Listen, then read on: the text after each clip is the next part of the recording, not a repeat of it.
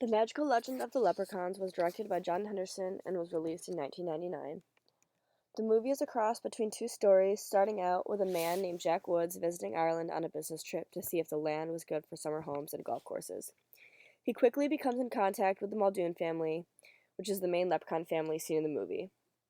He also gets involved with the rest of the mystical world. This is significant because fairies and leprechauns only make themselves visible if they choose. Jack ends up falling in love with an Irish native named Kathleen and decides he wasn't going to follow through with the business plans. The movie intertwines with a story about two star-crossed lovers, a leprechaun named Mickey Muldoon and the fairy Princess Jessica. Their love story could easily be compared to that of Romeo and Juliet's. Their parents are enemies and had been at war for hundreds of years. When the two fell in love, the war between leprechauns and fairies became much more intense, and many more leprechauns and fairies got involved. This soon affected the tree of life and all of nature due to fairies not doing their jobs as nature's keepers. The Grand Banshee warns of what would happen if the fighting was not put to an end, but the leprechauns and fairies didn't take her warning seriously. Leprechauns and fairies are both immortal, and in result of this, they live without the idea of consequences or morals. So the Grand Banshee starts taking away immortality, starting with Sean, one of Mickey's best friends, and Count Krogan, Princess Jessica's cousin. Mickey and Princess Jessica felt the war was their fault and took matters into their own hands by taking poison. They felt this was the only way the war could be put to an end. This resulted in the parents shaking hands over their children's lifeless bodies and promising to never go to war again. For my research, I focused on Celtic mythology and how it was displayed throughout the movie and altered. I also focused on pagan influence on the creatures and Celtic history. My creature of focus is the banshee, which has shown up in Celtic folklore since the 8th century. I chose this creature because the Grand Banshee, who was played by Whoopi Goldberg, is the strongest and most significant creature in the movie. Banshees are also one of the most talked about creatures in all of Celtic mythology. There are multiple battles at the end of each, and at the end of each one, the Grand Banshee is seen floating in the sky, taking away immortality from all the wounded.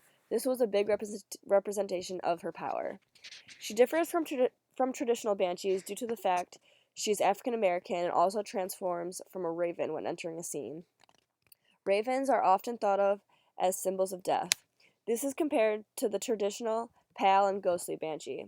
Traditionally, they are said to warn of death, but in the movie, the Grand Banshee actually brings death, or in other words, takes away immortality.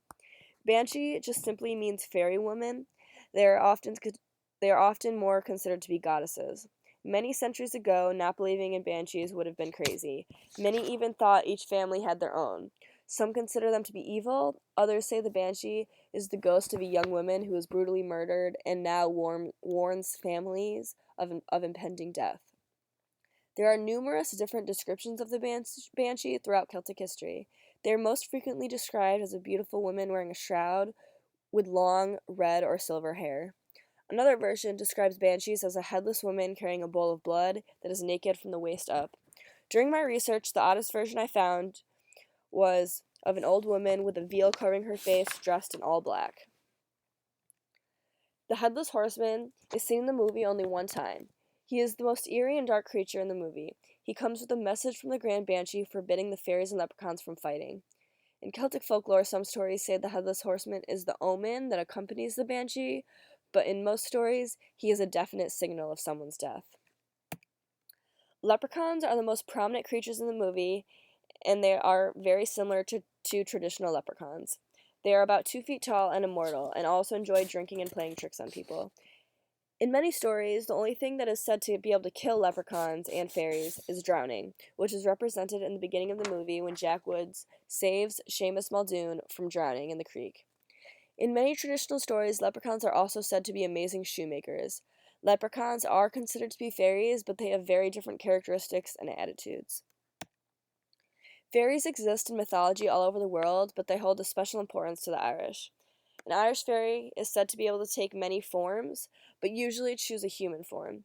They are said to be beautiful, powerful, and hard to resist. Many stories talk about a magical portal called Hollow Hills, and is said that it allows gods and fairies to come and go as they please between the two worlds. Other creatures in the movie are puka, trooper fairies, and butter fairies. Although they are all considered to be fairies, the pukas are always seen with leprechauns in the movie and have more leprechaun character traits. Trooper fairies are the most frequently seen fairy in the movie. They control nature and live in a castle in the sky. Princess Jessica's parents are the king and queen of the Trooper fairies. Butter fairies get their name from being obsessed with butter. They do not have a big role in the movie, but they are the ones that provide Mickey and Princess Jessica with the poison. Less than one quarter of the known texts about Celtic mythology have been translated into English. This makes it difficult to find reliable books and information on Celtic folklore due to the lack of printed work. The stories of mythical creatures were typically written on fragile material like vellum, made from sheepskin, or parchment, which is made from plant fibers. If these materials are not carefully preserved, they can quickly deteriorate. History played a huge role in what work is left in the age of Christianity. The mixture of Celt and Christian folklore was combined into many of the stories told today.